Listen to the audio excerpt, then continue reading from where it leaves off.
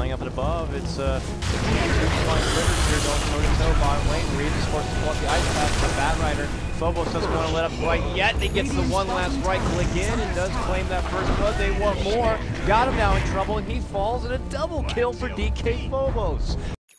Between the PA and Wisp to just get across the map and across the other side, and huge damage now continues to build up as PA's level 7. That coup de grace hits pretty damn hard. Yeah, this PA Wisp is just not being kept under wraps. They've got the Acolyte. Timbersaw found the Bat Rider here, but he has no mana. He's redemption, but might be in trouble himself. Tipper jaming up in the way to get away, but now he's on the run, and he will end up falling. That is a killing spree on your Wisp. Lil Torizo or Tisserot. That was so well played by these people. They saw the TPs, and they could have killed the sniper. They had an offensive end they could have used. This top lane, but you still have an Earthshaker who's yet to be level 6, and already the rest of Bowler, they're making the move here on Razor. Relocate comes in, and they quickly eliminate the sniper from the game. And just as they're looking to bounce on in for their own tower kill or something, they just use the mech. He's very low. Can they do it? Can they get the kill? And he has huge damage soaked up, but they finally get a hold of him. The Bat Riders here. They quickly take down 2 supports. But now they got a hold of a third, then they quickly Brand take down and do last hits here. Ninja, a sniper locked in the corner. Now Timber very low, burns him down. Illidan very wounded, but still able to really come to, so Satanic Aegis with PA should not be dying. Yeah. Can just dive in right now, because he's still got 2 minutes plus on the Aegis. Oh yeah. There's no fear. Yeah, if you even get KPG to blow a lot on this PA's first life, it's just, oh, okay, well, Dragon's on the menu. That was a quick takedown right there. Jump in and get a couple of quick crits right there, and Kiro's out. Look at VP Polar, Razor TP bottom, Bat Rider went jungle, and there's PA still just solo pushing high ground. You guys can just finish what we started. No problem. VP Polar, like, they're so far ahead, they're not even like communicating anymore, because it's like Razor didn't need a TP bottom. They could have probably taken the tier 3 tower, maybe pressured the racks there, but they just, I mean, at the same time, I think TPing bottom is an okay decision, but then PA and the rest of the team should maybe back off mid, but no. You 3 stay high ground mid against 5 heroes. I'm gonna go jungle, says the Bat Rider. Razor's like, I'm gonna go farm bot. And Razor's like, oh, I'll finish out my BKB. We'll just make all the stronger for the next fight. Bat Rider, who's already benefiting from a smoke gank, scouting out to see if he can catch anyone on the side. Already has a Yules as well, so tremendous isolation plays, extra move speed on top of that. Slark's actually in the enemy jungle right here, flirting with the nearby area of this PA Wisp, who's heading towards the top. Could end up clashing with Kiro, and well, we saw what happened last time. Kiro makes an appearance, but PA's more focused on farm instead, goes right up into the lane, but Bat Rider might not let that one go. He's heading right south, he's gonna run right into. Yeah, there's Kiro, quick slash in. It looks like Illidan wants to fight, and oh, the quick burst right there ends up taking out Bat, however, but still persistent is Illidan. Moving on in, sees Afronije, finishes him out, gets a double kill. Shakiro, oh, Ice Path, please, don't do this. Oh, Shakiro immediately murdered right there, Illidan. Yeah, this is taking names. KPG, good burst damage, but it's like you can kill 1, you're gonna lose 4 or 5 every single time. And then now the Illidan, you can just pick up some huge damage on him. Probably an Abyssal Blade, I think, is the best damage and just offensive capabilities. Divine Rapier, not if you're feeling really cocky, you go for the Rapier here, but Radiant's top tower maybe has fallen. take it a bit more seriously. I mean, they're sitting 4 and 2, 1 or 2 more wins, and suddenly VP Polar are in prime position to make it into the playoffs. Oh, it's real good.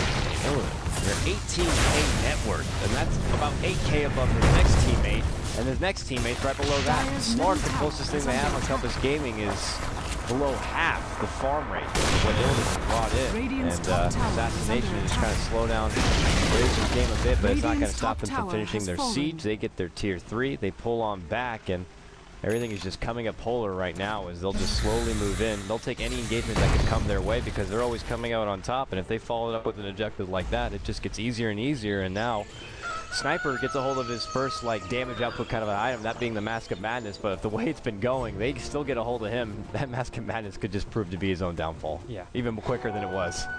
Man, oh man. Kind of item you just got to go for when you're this far behind. Yeah. It's going to probably more likely be your undoing in a fight.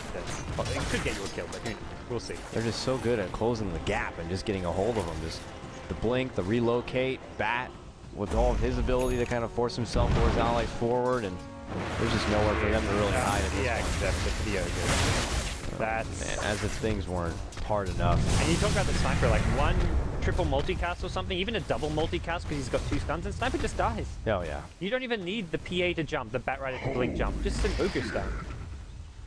Somewhere in the world, there is a very, very, very sad Slark who tried to farm on his own because he quickly got manhandled there. The relocate takes him to bottom, and they just quickly obliterate purple. And while returning back to the mid lane, they're going to continue their siege here. Is Scandal leading out the front now. Mask of Madness popped there from Sniper, and he gets a few pot shots in, trying to get him to stay back with his little potato gun. Not going to ultimately be enough here to prevent Laser from kind of leaving the neighborhood, because it looks like Polar are pushing from now all sides. PA Wisp moving in from the top while Razor and Goblak doing work on the mid lane. Now they converge into the base right now.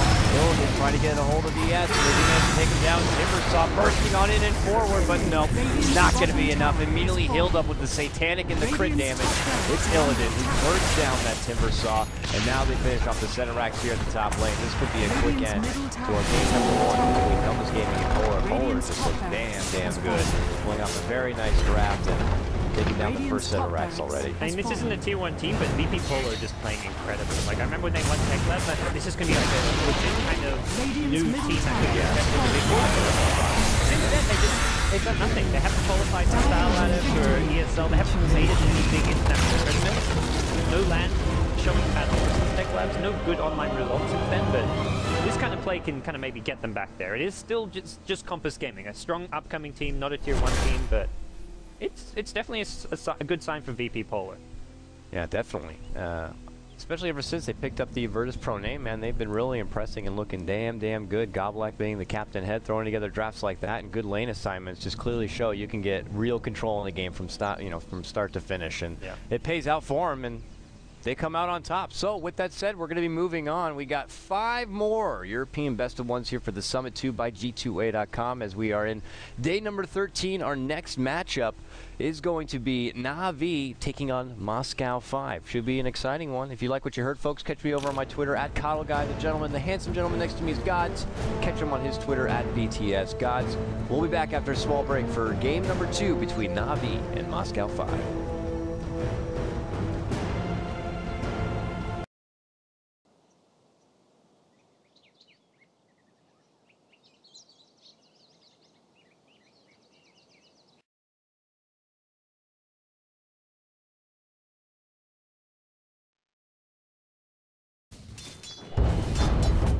Funning is just going straight for the jungle on this Batrider. He just wants nothing to do with that off lane. Slark. Oh, he's gotten unlucky. 2 Mud Golem camps in mid lane, then the arrow. Well, that's what we're talking about, that dire side. You just don't know where it's coming from, apparently. And Dendi is just a bit too squishy at this point, it feels like, so. Yeah, they're going to need to wait for these items to come online. Even FNG on the bottom with his solo bit of farm time. Got him up to this level 6 in his epicenter, but the Surf Wards are used though, so that's good news to know. Moscow 5, they don't know it, but they could have got the tower without the Surf Wards. It's kind of just get it done. They're not going to holding the Shadow Shaman Wards, so not gonna use those just for tier 1. They want either wait for a team fight or maybe even try and push on. They can get away with at least one or the other, either one being the Dragon Form or the other being the Wards. Oh, the deny's going to be there. Funnick creeps himself in and is able to get the last. All of their true siege power with the Wards and the Dragon Form already popped. 15 seconds for Ravage, however. Coming in, Doom catches on high. Didn't have Ravage regardless, but they fire back with a big epicenter. Mystic Flare, and they do take down the Tide, but they lose their Skywrath Mage. Kavos presses outside the base, but it is going to be poorly. He should have got this before the BKB, or at least right after. Arrow's going to be there. Catches Dendi of all people. Allows Slark to move in and open up. The Force is going to be there to try to pull Dendi out. A Ravage follow. Very nice from Moscow 5. And they just start cleaning up everything that remains. 3 quickly down. A very low Roche. And now Dendi, BKB pop, pushing on forward, want to get for more. Slark, his Lincoln's going to be popped, and now he tries to get up and away from the high ground. Now just a constant death ball surging towards him, and a few more right clicks will go down, and now they turn their sights on King R, who actually pulls out the wards. That's just free gold. Oh, off, and Tide's there. He's going to use both Ravages to go on 2, but he also catches Dendi. They don't know it. They take down both with because of those 2 Ravages. Now they're going to go ahead, press on forward with what they can. A buyback is available on Sand King if needed, but it's only a Skywrath and Sand King that go down. There's I no don't think that's going to be enough. That's the other costly thing here. Yeah. I don't think they have enough to push in the base without those big ultimates. Yeah. I mean, I was just saying how the Mirana kill didn't really matter, but the fact Mirana's not here right now for this high ground siege just gives some help with the arrows. That was a little bit different.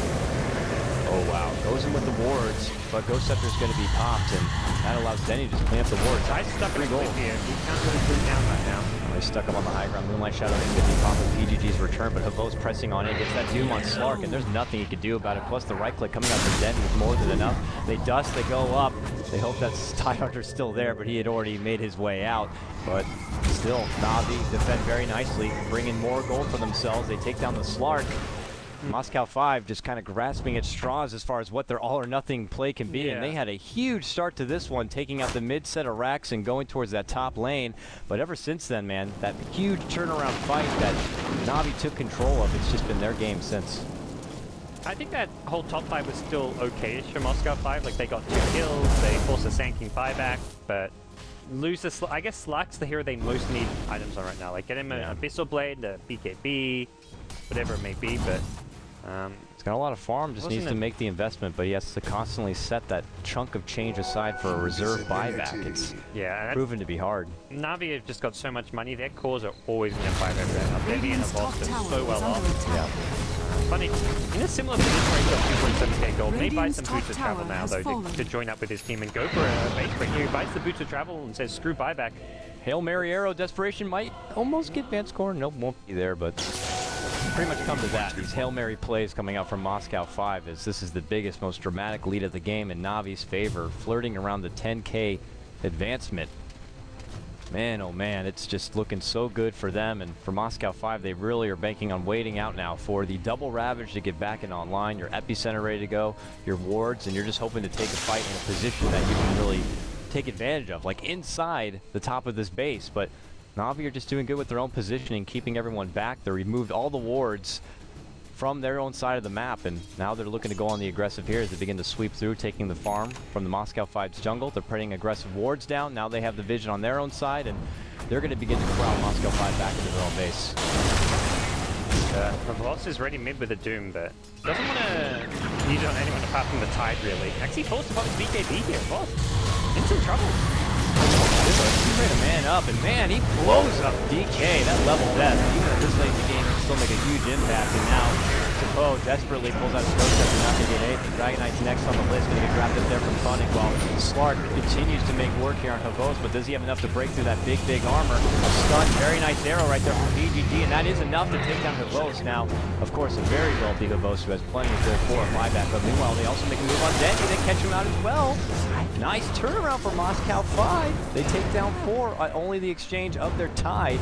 Buyback from the DK died, but he was kind of the bait. Like, he tanked a lot of spells, held onto his ulti even, so he kind of knew he was going to die.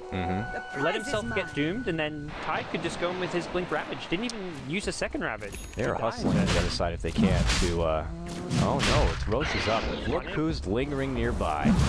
I'm surprised they're not trying to force buybacks. I guess they think they have like a minute plus on the respawn timer, so they can go Roshan and then also try to force the buyback. They have to know he's there. He just put down a napalm stack.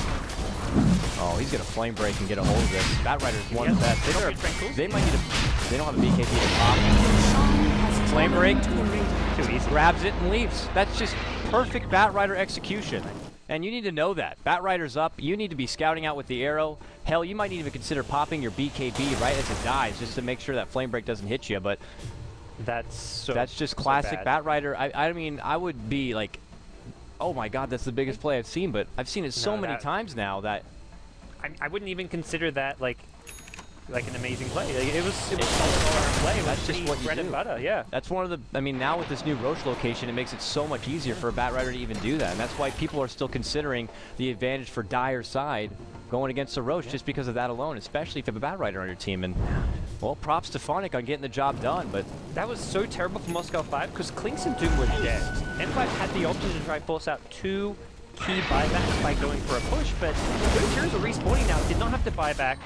they stole the Aegis. Like, that went as bad as it possibly could have. I have no idea. They are recklessly looking for someone to take down, and they go into FNG, and I mean, what are they doing? They're getting so bloodthirsty for something. Now, they do find Skywrath made, but Havos moves in. The two carries have buyback. That's the big problem here. Yeah, even if they take them down once, they're going to have to battle through twice, and now they're on the risk of losing their smoke.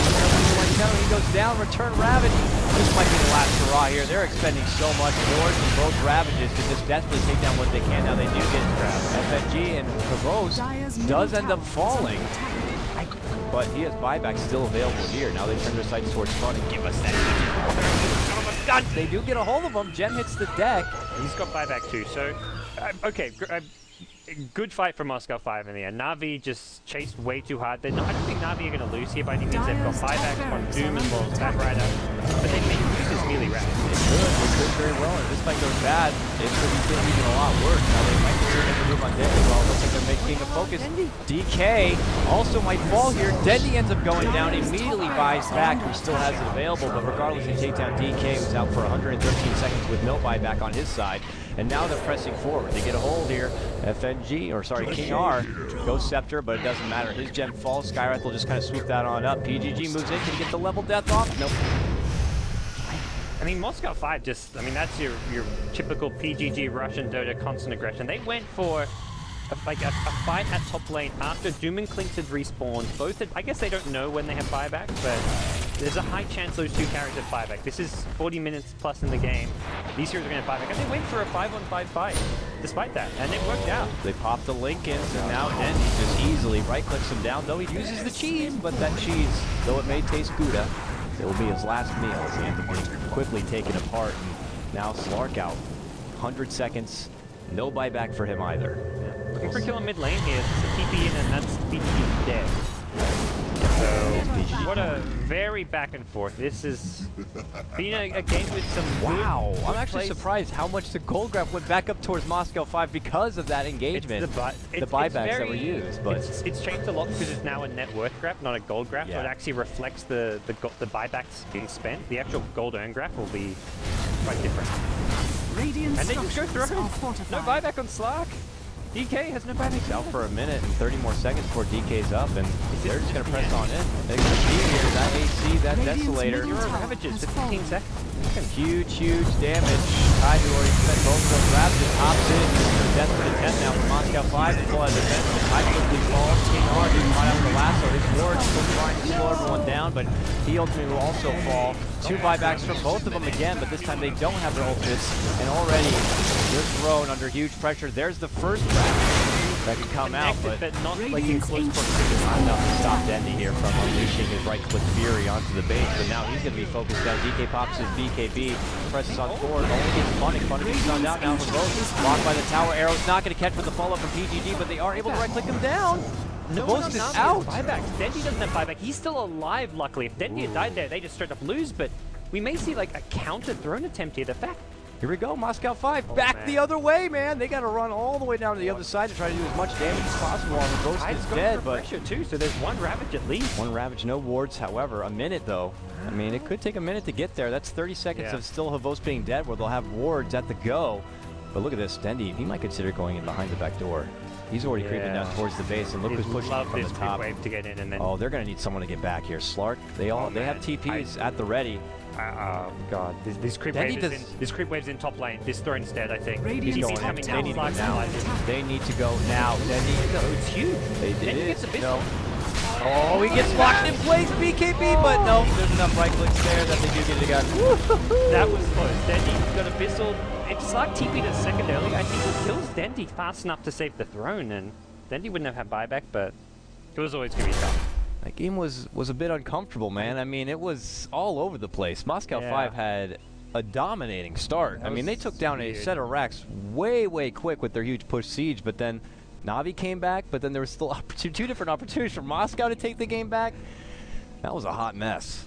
Quite sloppy from both teams. I think Na'Vi especially. Their first 20 minutes of the game was just like, Funny what's going his to the team jungle. doing? He had a hard time. He got taken down from neutrals. Then he got caught a lot in the mid lane from a couple of arrows. And Havos just taking so long before he got the blink. The blink on Havos was like what turned the game for Na'Vi, and you just got to think like, what if he'd just gone for that right off the bat, maybe. But yeah, it's Navi get the win. That's end of the day what matters. Yeah, and you know, it's not like they certainly needed it, but they want to feel a lot more comfortable. This puts up Navi now to a 4-1 record here for the Summit 2 Europe, and that will leave Moscow 5 now down to a 3-5. Still in contention, would certainly like to bring in some extra wins to put themselves into hopefully tiebreaker situation. Now that was just game number 2. We have 6 best of ones for you today on the schedule. Coming up next, we are going to have Team Empire taking on Kompas Gaming. Should be an exciting one. If you like what you heard, catch me over on my Twitter at Kalagai. The gentleman with me is Gods, of course. Welcome back, my friend. You can catch him on his Twitter at BTS Gods. A pleasure as always. We'll be back after a short break.